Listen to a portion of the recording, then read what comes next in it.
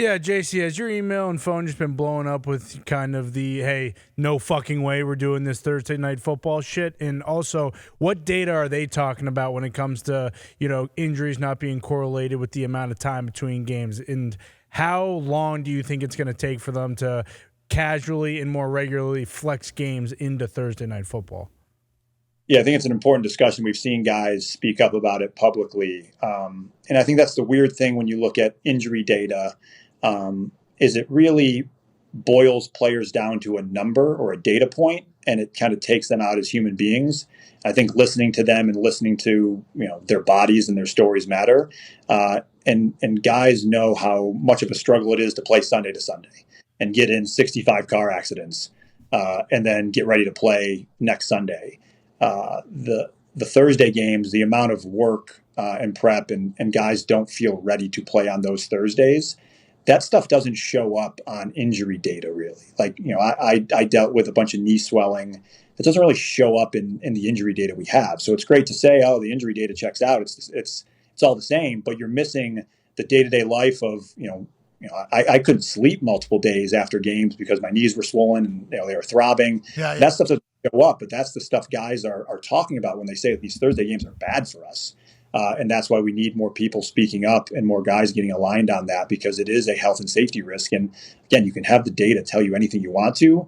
And that's why it's important to hear the actual stories of the players out there going to war. I don't like saying war, but going to battle and putting their metaphorical body every week.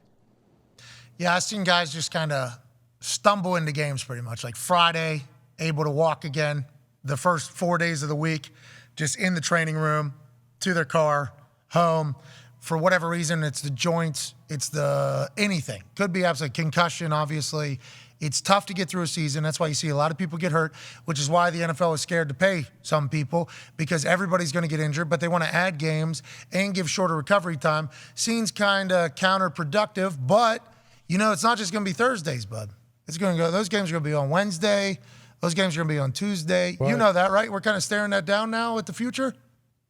Well, I mean, we'll see about that. I think that's a little bit of a different discussion than the extra Thursday games. I think that changes the discussion a little bit when it comes to changing the work rules or something we haven't discussed previously. So I think that's a little bit different of a discussion that we'd have to have between the two sides.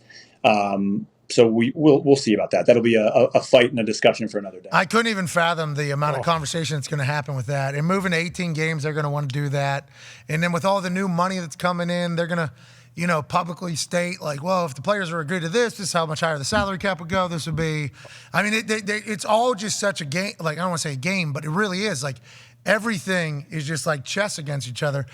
You're doing great out there. Hey, you're doing great. Keep going. Doing great. Keep going. Only got like 31 billionaires and their lawyers to compete against. That's right. You're doing great. Easy. You're doing great, JC. Ty has a question for you. JC, with the idea of global expansion, and it seems like it's kind of a certainty that we are going to, at some point in the maybe near future, have a couple teams in London or Europe as a whole.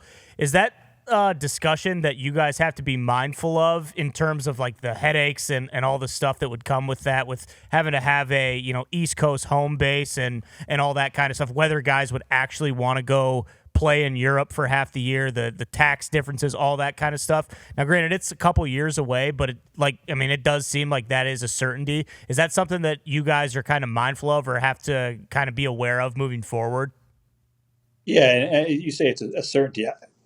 I don't know how it works. Like, I don't know guys that would be willing to do that. There's plenty of guys that, live in California but play on the East Coast and like miss their families, miss their kids, miss their parents, and get one bye week and get to shoot home to see them.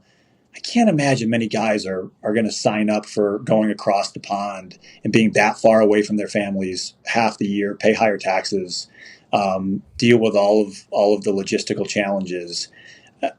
When you talk people, I just don't see that there's going to be many guys that want to do that. I just don't see the realism of that being an accurate idea for 53 guys to make that decision to go live abroad. You'll draft them and they got to go, I guess, but you're not going to get free agents. 53 times 4 plus practice squad. I mean, it's a lot of people they're going to have to do it. More jobs, though. Yeah. More jobs. That's what the NFL was saying.